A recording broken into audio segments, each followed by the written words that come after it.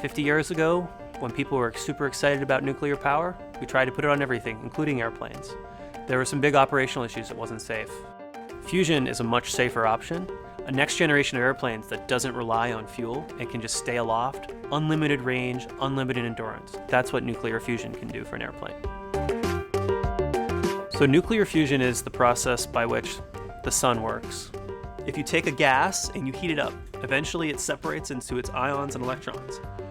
When the ions get hot enough, they can overcome their mutual repulsion and collide, fuse into one piece. When they do that, they release a lot of energy, 1,000,000 times more powerful than a chemical reaction, for example. What we're trying to do is control that reaction here on Earth. We put it in a magnetic bottle that can contain the high temperatures. You need hundreds of millions of degrees.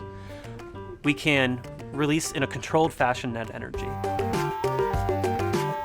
We think we have a very robust strategy going forward that has potential for success. What this concept does is it's a high beta concept, which means we use a high fraction of the magnetic field pressure. We use all of its potential.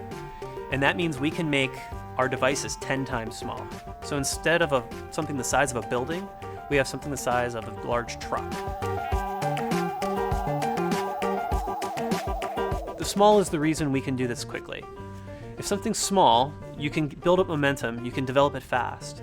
It doesn't take 5 years to design it, it takes 3 months. We can design it, build it, test it in under a year. We can do several of these cycles, and we think we can get to a prototype in 5 years.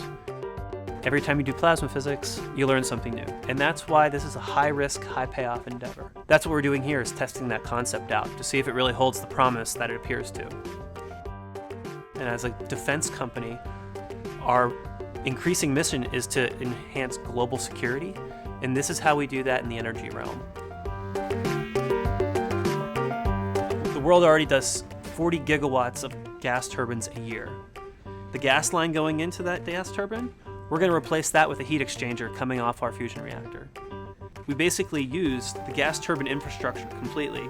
We partner with one of those companies, and we ship fusion-powered turbine plants around the world, and we expand that technology. Gas turbines are a huge improvement over other technologies in terms of climate change, but they're only a 50% improvement. We take it all the way. So no emissions, safe operation, proliferation-free. That means we can ship it to the whole world with a good conscience. Now, the old promise of atoms for peace was a noble one, but ultimately flawed because the technology wasn't right for it. We can achieve that grand vision and bring clean power to the world. The true atomic age can start. 10 years, we have great military vehicles. 20 years, we have clean power for the world. This isn't online by 2100. This is online by the time I can't even retire after we finish this. I still have to find another job after this is done.